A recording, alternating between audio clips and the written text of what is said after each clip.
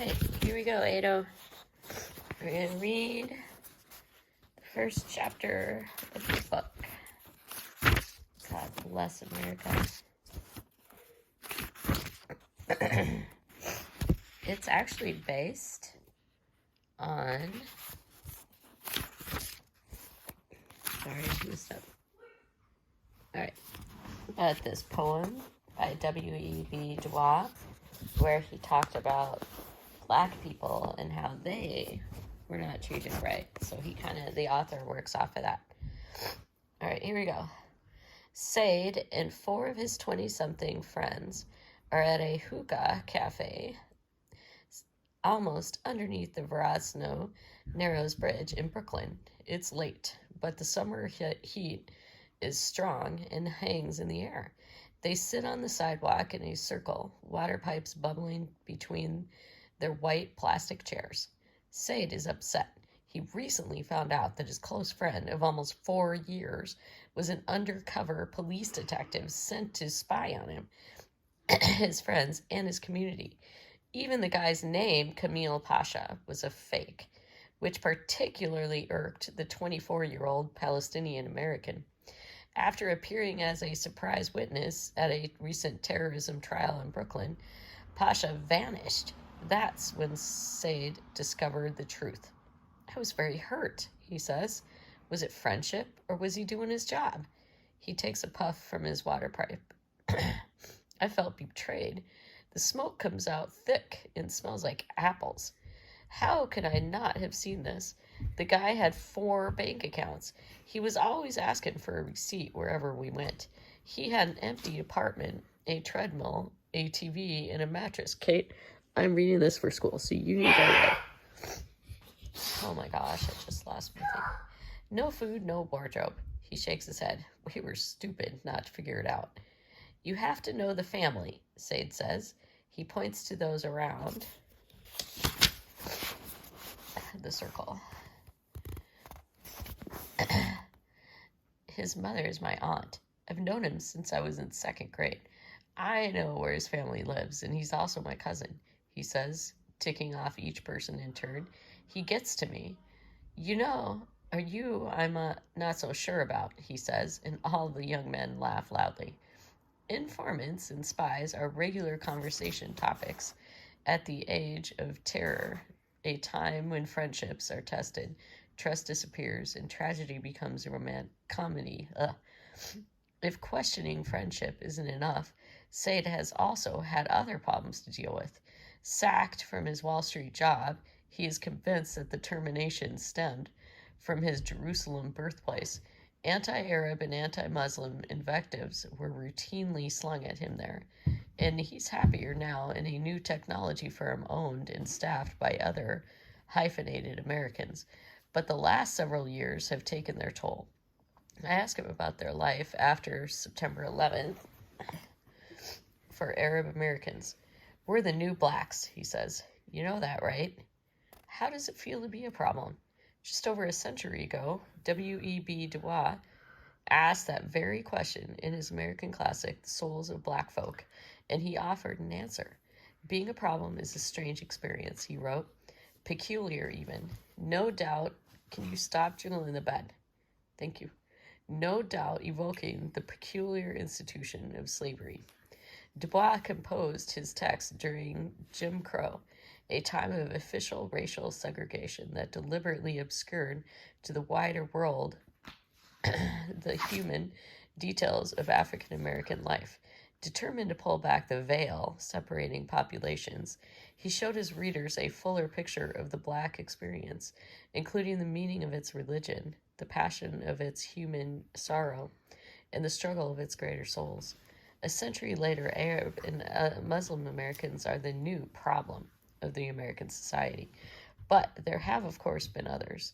Native Americans, labeled merciless Indian savages by the Declaration of Independence, were said to be beyond civilization and able to comprehend only the brute language of force. You need to stop, please, because that's going to show up on my tape. With the rise of Catholic immigration to the country in the 19th century, Irish and Italian Americans were attacked for their assertions. Sorry. Okay. For their religion. They suffered mob violence and frequent accusations of holding papal loyalties. Papal, that means, like, because Catholics do the popes, have the Pope as their person. Loyalties above Republican values. During World War I, German Americans were loathed and reviled. Sauerkraut was dubbed Liberty Cabbage, and several states banned the teaching of German, convinced that the language itself promoted un-American values. Between the world wars, anti-Semitism drove Jewish Americans out of universities and jobs and fueled wild and pernicious conspiracy theories concerning warfare and world domination. Japanese Americans were herded like cattle into internment camps during World War II, as were smaller numbers of Germans, Italian, Hungarian, and Romanian Americans. Chinese Americans were commonly suspected of harboring communist sympathies during the McCarthy era, frequently losing careers and livelihoods. And Hispanic Americans have long been seen as outsider threats to American culture, even though their presence here predates the formation of the present-day United States. But since the terrorist attacks of September 11th and the wars in Afghanistan and Iraq, Arabs and Muslims, two groups virtually unknown to most Americans prior to 2001, now hold the dubious distinction of being the first new communities of suspicion after the hard-won victories of the civil rights era. Even if prejudice continues to persist in our society, the American creed of fairness was now supposed to mean that we ought to be judged not by our religion, gender, color, or country of origin, but simply by the content of our individual characters. The terrorist attacks, the wars in Afghanistan and Iraq, and the explosion of political violence around the world have put that dream in jeopardy for American Arabs and Muslims. In the eyes of some Americans, they have become collectively known as dangerous outsiders. Biased crimes against Arabs, Muslims, and those assumed to be Arab and Muslim spiked 1,700%, that's huge, in the first 6 months after September 11th, and have never since returned to their pre-2001 levels. A USA Today Gallup poll from 2006 shows that 99% of Americans admit to building prejudice against Muslims and believe that all Muslim citizens Muslim U.S. citizens included should carry special IDs. Different studies, from, it's like the circle at the bottom of my page is obscuring the words. All right, here we go. When you're making a video. Anyway, okay, here we go. The University of Illinois at Chicago, Harvard, and Purdue have each concluded that the more positively one feels about the United States, the more likely one is to harbor anti-Arab feelings. Hostility remains high. Government policies certainly haven't helped the situation. Mass arrests following the attacks increased generalized suspicion against Arabs and Muslims in this country. The government demanded that non-immigrant males from 24 Muslim-majority countries register their whereabouts in this country, leading to deportation proceedings against almost 14,000 people, and racial profiling almost universally loathed prior. Can you please stop?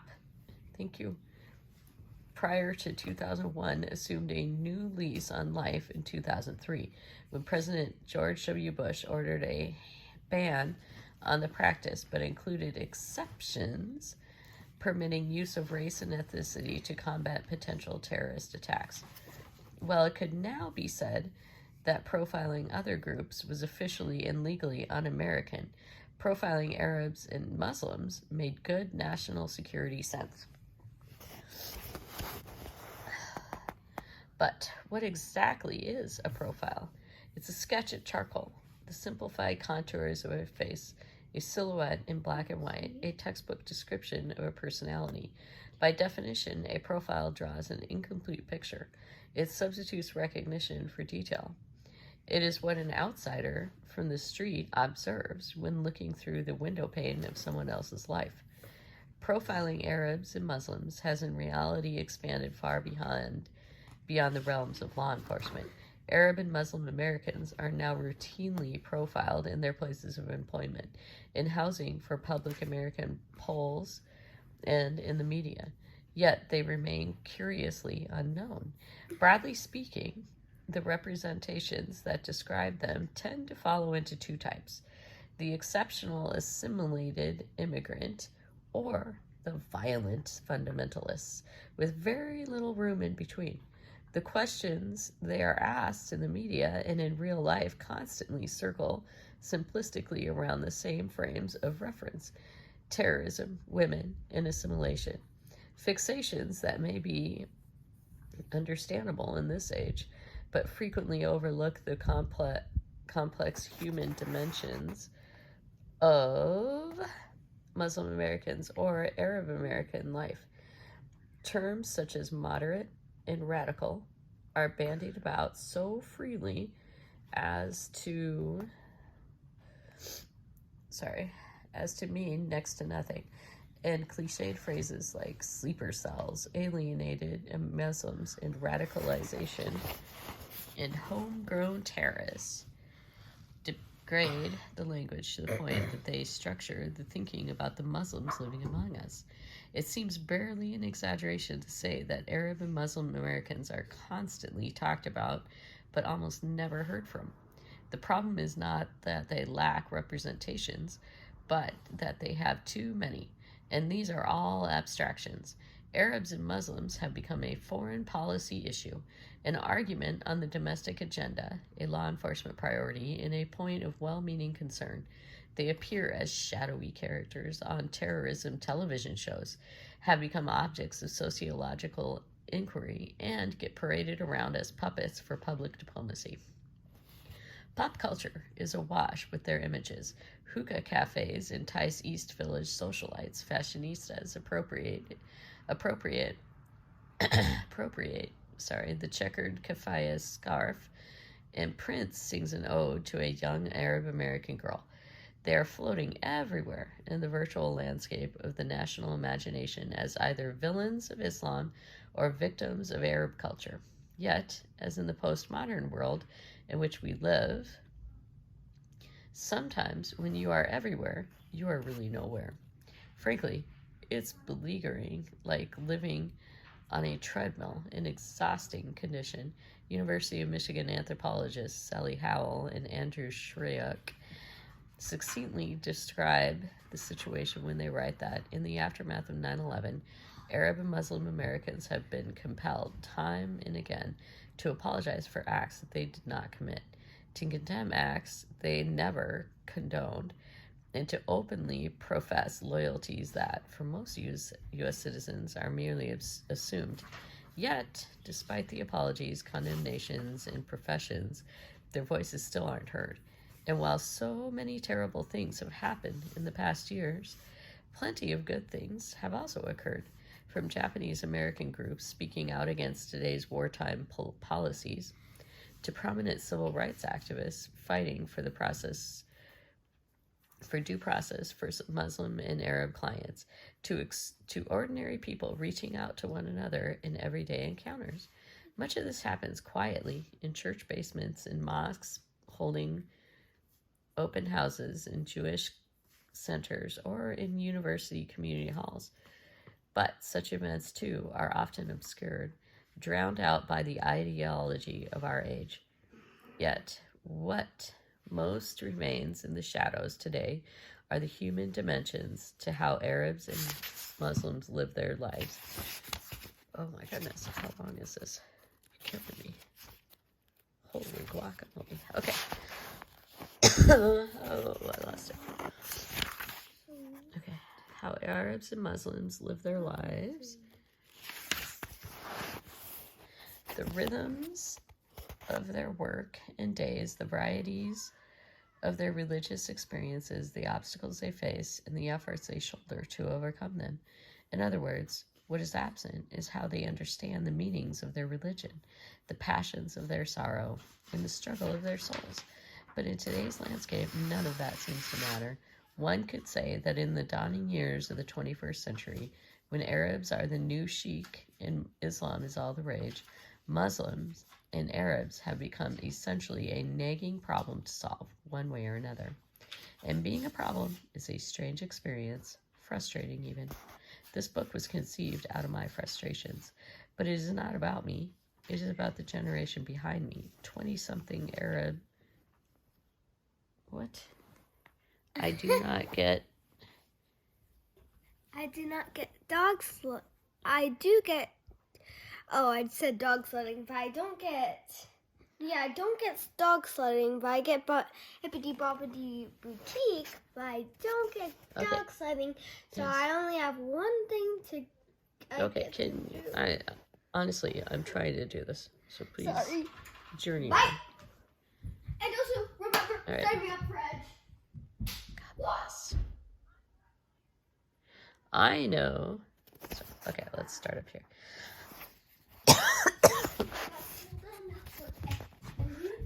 I know what it is like to be Arab and Muslim today, but what is it like, I wonder, to be young Arab and Muslim in the age of terror?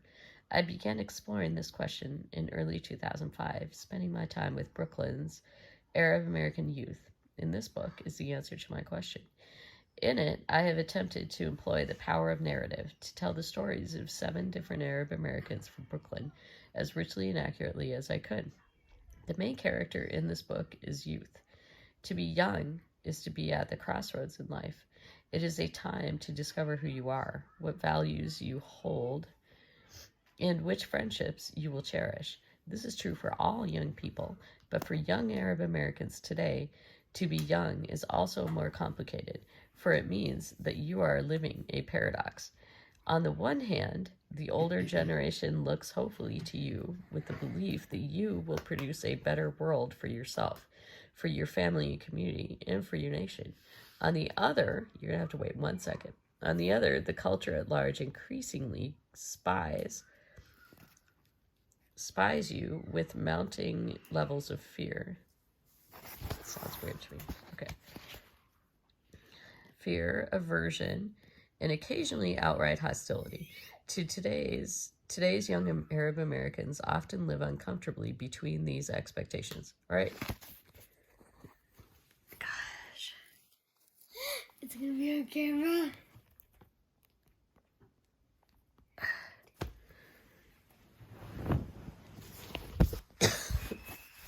All right, now go that way. Journey on. Moreover, there are many of them, like most immigrant populations. Both Arab and Muslim Americans are younger than the general population. 21% of the American public is between 18 and 30 years old, but 30% of American Muslims are. The median age of Arab Americans is 31, compared to 35 for the whole of the United States. This also means that many young Arabs and Muslims have no adult experience of the world prior to September 11th. And while nationally, Arabs and Muslims are generally more affluent than average Americans in Brooklyn, the setting of this book, many come from working class backgrounds. Sorry, I gotta switch outside. All right. Where they are driving their way through the maze of the American dream on paths that have become more complicated for all those who are young Arab and Muslim.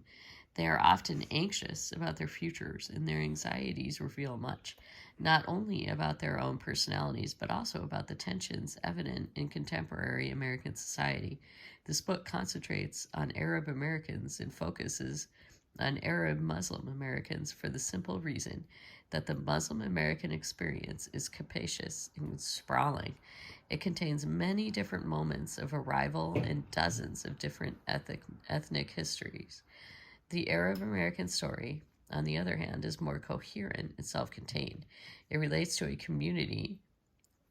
It relates a community to the specific overseas geography of the Arab world, where much of the war on terror is raging. It is true and necessary to point out that the Arab American community is a majority Christian population, but it is also true that Arab American Muslims are at the eye of today's storms. They are the ones forced to reconcile particular American foreign policies that affect their countries of origin, with the idea that their faith poses an existential threat to Western civilization. Even the one chapter in this book that tells the story of an Arab American Christian, Sammy. Oh my gosh, I'm so sorry. My nose is running. Relates how he must navigate the minefield of associations the public has of Arabs, as well as the expectations that Muslim Americans have of him as an Arab American soldier.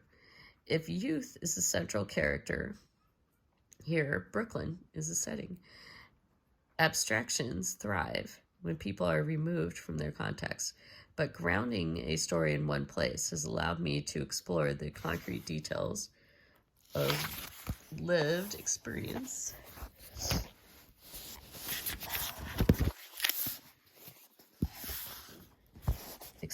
within a single geography.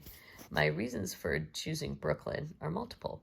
Besides its proximity to what is now known as Ground Zero, from 9/11, the bombings, Brooklyn has the largest Arab American population in the nation. According to the 2000 U.S. Census, close to 36,000 live in Brooklyn, about half of New York City's total Arab American population. Dearborn, Michigan, the unofficial capital of Arab America, I had no idea about that, may have a much higher concentration of Arab Americans by orders of magnitude.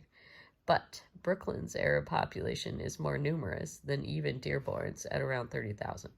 The Arab American Institute believes that the census underreports Arab Americans and puts Brooklyn's Arab Americans at around 120,000 people. Yet, far more important than base numbers is the borough itself. Brooklyn is chiefly no whole or recognizable animal, writes James A.D., but an exorbitant pulsing mass of scarcely discernible cellular jellies and tissues. That's kind of interesting. I've been to Brooklyn. I didn't feel like it was that way. With more than 2.5 million residents, it is the third largest metropolitan area in the country. Size alone does not account for its energy. Robber barons, refugees, free blacks, and the international working class have all settled here, whether in leafy Victorian mansions or in limestone, brownstone, or federal-style row houses, making the story of Brooklyn a short history of human escape and reinvention, flattened through geography and narrated through architecture. Walt Whitman once called it the city of homes and churches, and yet it is more. A country on its own, Brooklyn continuously repopulates itself, first by boat and ferry, and now by plane loads of the world's exiles and immigrants, and it brims with the rhythms and pageantry of 21st century American life. Today, Brooklyn is Prospect Heights, with its late-night barbershops, all fabulous hair and atomic white light at 12 a.m., or Coney Island, a seasonal experiment in radical democracy, held in a riot of colors and soundtrack to amusement park songs. It's the Friday afternoon's call to prayer in Bedford's Stuyvesant. I hope I said that right. Brooklyn is a tourist-free Chinatown in Sunset Park, or the dollar stores of Flatbush Avenue that spill their wares onto the noisy street and away from their weeping, scarred, and aching buildings. It's a dreadlocked West Indians flying kites in Prospect Park, or the colony of Middle Americans defectors in Williamsburg urban hipsters costumed in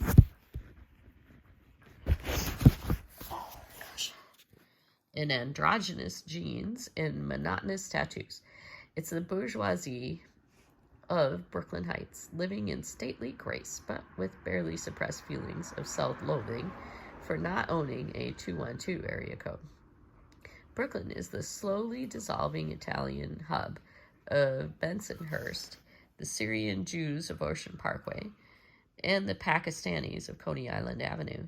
It is the birds of Greenwood cemeteries singing their songs to the Civil War dead, upper crustaceans living well in Midwood estates, and intrepid diners visiting Bay Bridge's transplanted Mediterranean coast, where high on the old Nordic Third Avenue,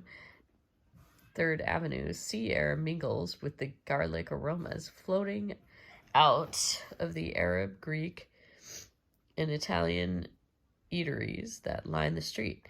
Brooklyn is the informal urban apartheid of Eastern Parkway, the soft socialism of Park Slope, the Russian capitalism of Brighton Beach. So he's talking about all these different communities that live there because they all kind of band together. It's the salt marshes of Marine Park, the roast beef sandwiches on Nostrand Avenue, DeFara's Pizza, Van Pop, and Vinegar Hill. Brooklyn is the most dangerous rush of traffic on Atlantic Avenue, where bus exhaust mixes with smells of fresh bread and Arabic spices. It is the madness of Pacific Street, where parents seek refuge from the urban cacophony in its tiny community garden, and Dean Street, where the Chinese food is halal. Brooklyn is a concentrated, unedited 21st century answer to who we as Americans are as a people. After deciding on the setting, I began asking friends what stories they knew about the contemporary Arab American existence here, and those friends were soon asking their friends on my behalf. I talked to community leaders and introduced myself to imams at local Islamic centers. Although my own background is both Arab and Muslim, I don't live in Bay Bridge, the neighborhood in Brooklyn with the highest concentration of Arab Americans, and most of my Arab and Muslim friends and associates prior to my writing this book were older and came from the academic world. I was, in other words, both an insider and outsider to the community, since Muslim communities around the country now often feel under the blunt hammer of suspicion. I was concerned that those I spoke to might be leery of me and my interest, but my worries were quickly allayed. Sorry, I couldn't read that. One Friday after prayer, for example, an imam invited me to his office upstairs, sat me down, and pulled out his little book. Instead of reading off problems or lecturing me about how I should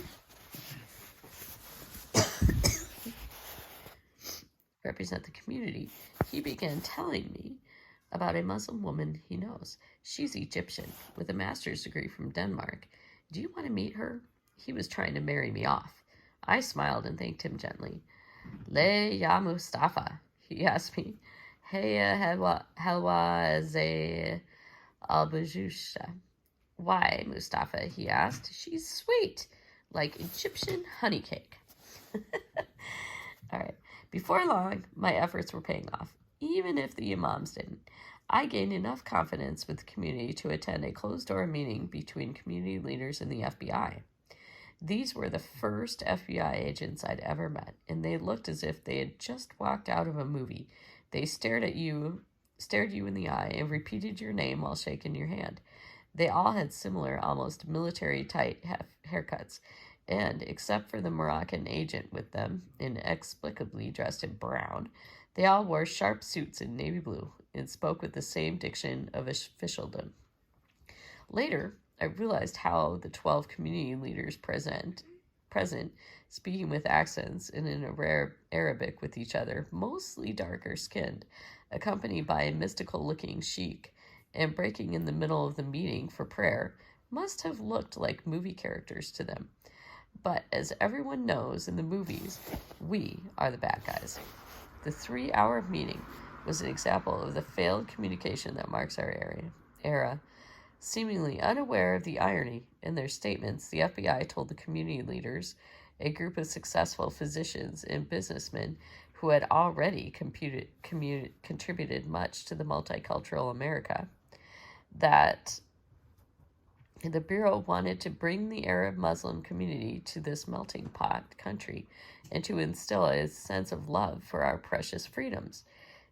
They demanded that the community leaders condemn terrorism in front of them, and other issues like the crisis in local charitable donations, fallen sharply since the government shut down several national charities, and how government surveillance was scaring people away from the community activities.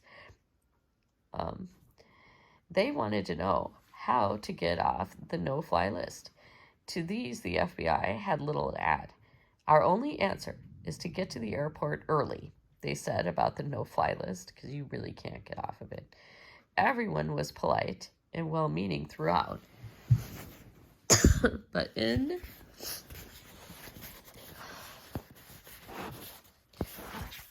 just need to fix this. There we go. But in their clash of priorities, the meeting might have been held in 2 different languages. I left depressed and felt frustrated. My inquiries had spread by word of mouth, and people also began contacting me about the project. I set up rendezvous with people in their favorite locations, usually Brooklyn busy coffee shops, smoky hookah cafes, quiet mosques, noisy youth centers, and hectic diners. But before long, I had the stories that make up this book. Nevertheless, there are gaps. Countless other people I did not include, and I make no claims that these 7 narratives touch on every detail of Arab American life. Over the course of writing this book, I heard many other accounts from people, including the young Syrian American medical student who was unceremoniously detained at an airport, a procedure that has now become a sad routine commonly known as flying while Muslim, or sometimes TWA, traveling with Arab. Another is the Palestinian American firefighter who wanted to climb the fire department's ladder of promotion. The study material he needed for this exam is expensive, so he purchased a cheaper copy from an outside vendor. Instead of finding the book in the mail, however, he received a visit to his home. 2 investigators from the Joint Terrorism Task Force wanted to know why a man with an Arab name was interested in a book about fires. You didn't check to see if I'm a firefighter? He asked them in frustration. But the loudest silence in the book concerns those young Arabs, a minority who have abandoned their ethnic roots or religion out of either shame or fear or both. They have changed their names and try to pass as other than an Arab. Latinos most often. Perhaps it is fitting that the biography of the ex-Arab man or woman is present here only by its absence. What you will find are 7 Arab American narratives that are, in the end, very American stories about race, religion, and civil rights, and about how the pressures of domestic life and foreign policy push on individual lives. Some of the young people in this book are friends with one another, but only I know all of them. I have changed the names of some people to protect their privacy. There are students and grocery store clerks, teenagers and 20-somethings, community workers and soldiers. They are religious and secular, male and female. What they want most is what the... Oh, look, we're almost there. What the majority of young adults desire. I should have put something hard underneath this. Sorry. There we go. I can't read it. Hold on. Gosh, it's so awful. You probably can seasick. Okay. The majority of young adults desire opportunity, marriage, happiness, and the chance to fulfill their potential. But what they have now are extra loads to carry, burdens that often include workplace discrimination, warfare in their countries of origin, government surveillance, the disappearance of friends or families, threats of vigilante violence, a host of cultural misunderstandings, and all kinds of other problems that thrive in the age of terror. Yet, this is far from a gloomy book. In fact, I've developed a great deal of optimism through its writing.